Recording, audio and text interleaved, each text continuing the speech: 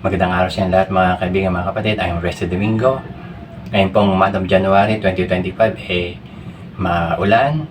Ang topic natin ngayon is about the Bible. Okay, Bible month ngayon. Kaya ang title ng ating lesson ngayon is The Superiority of the King James Bible, Part 1. The Superiority of the King James Bible, Part 1. Ang pag-uusapan natin dito sa ating topic ay yung kalamangan o yung kahihigitan ng King James Version of the English Bible compared doon sa ibang Bible translations.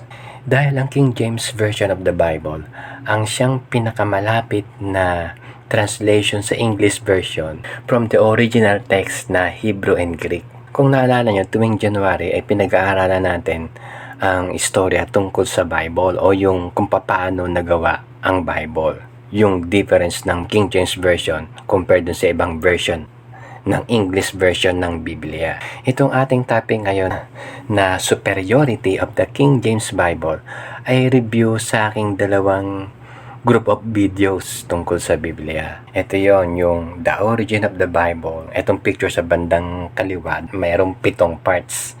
Dito ay pinag-usapan natin yung kasaysayan ng Biblia. Ito naman sa kanan, yung The King James Bible Advantage. Merong 4 na parts.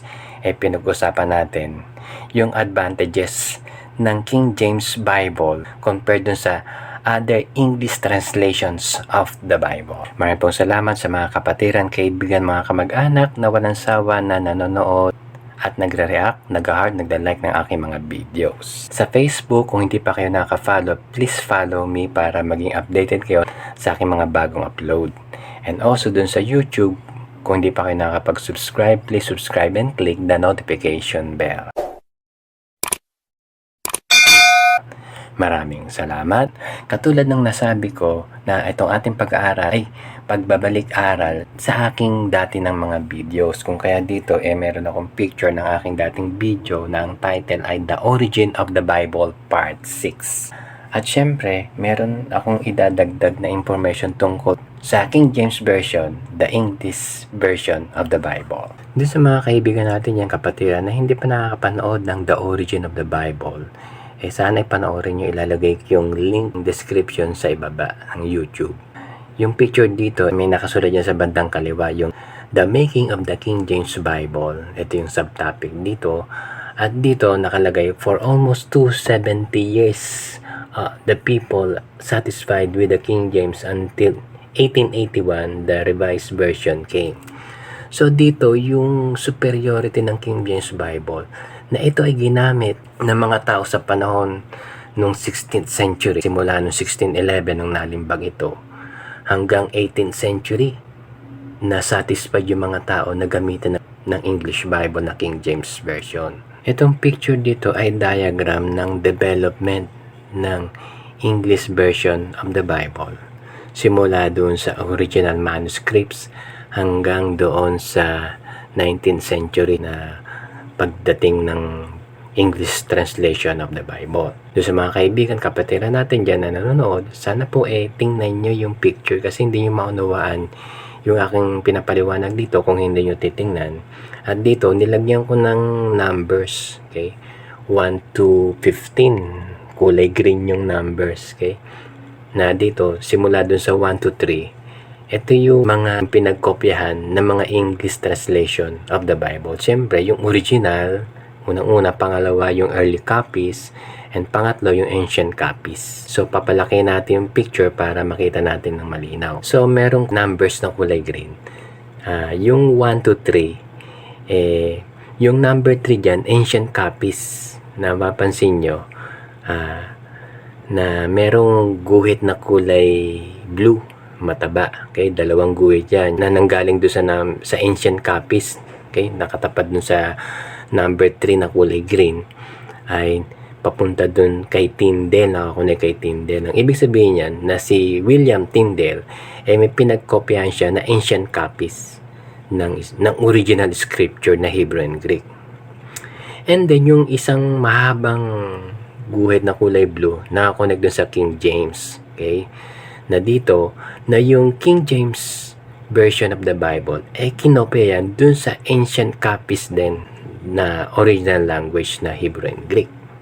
Itong ancient copies, kinopya to doon sa original manuscripts. Hindi ang kinopya doon sa early copies. Itong original manuscripts na nasa ibaba, number 1, syempre, ito yung mga collection ng mga kasulatan na sinulat ng mga propeta, okay, ng mga hari, katulad ni David, ng mga apostol, okay, sa New Testament. Ang pagpe-preserve ng mga forefathers dito ay yung pagre-recopy ng the same language, syempre yung Hebrew to Hebrew, Greek to Greek, kasi ang ginagamit na material noon is papyrus, na hindi pa masyadong nagagamit yung modern paper na ginagamit natin ngayon. Papyrus na madaling masira, na kung ito ay hindi gagamitin, ipipreserve lang, aabot lang to ng 200 years, okay?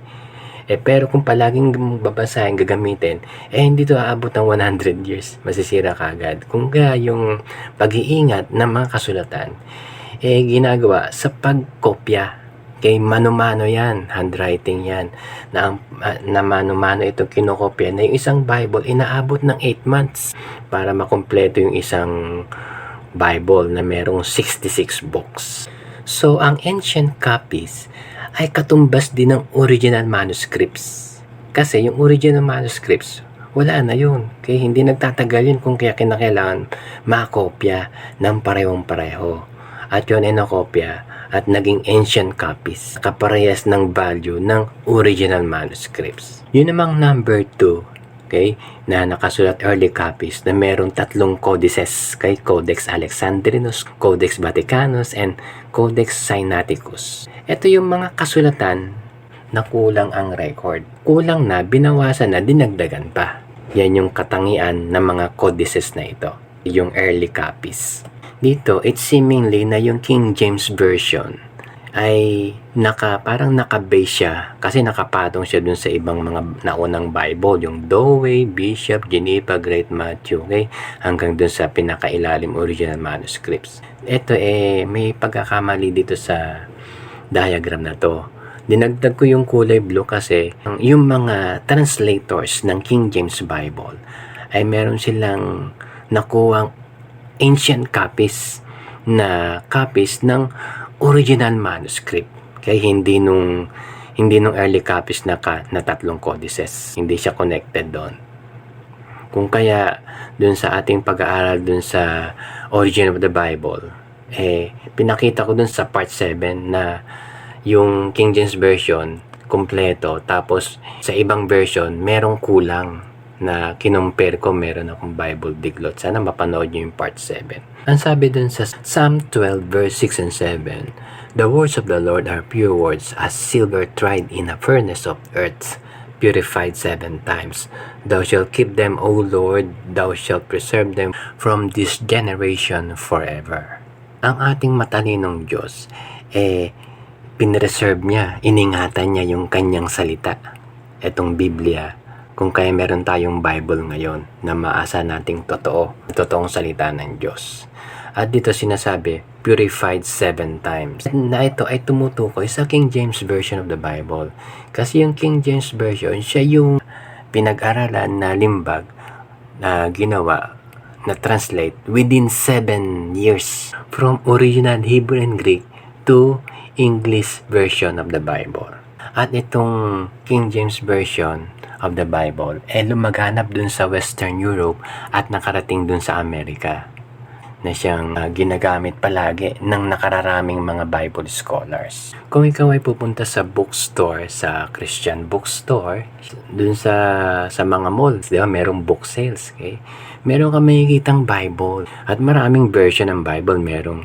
Merong revised version, American Standard, so and so forth na. Pero palagi kang may makikitang King James Version of the Bible pag pumunta ka ng bookstore, kasi hindi hinahayaan ng Diyos na mawalan ng nearest to the original na King James Version. Kaya dun sa mga kaibigan natin dyan, kung ikaw maghahanap ng Bible, piliin mo yung King James Version kasi ito yung kompleto compared dun sa ibang translation na kulang yung kopya nila. Okay? Maraming pong salamat sa iyong pagsubaybay. Hanggang sa muli, yung part 2 naman yung ating pag-uusapan. Pagpalain tayo ng ating Panginoon.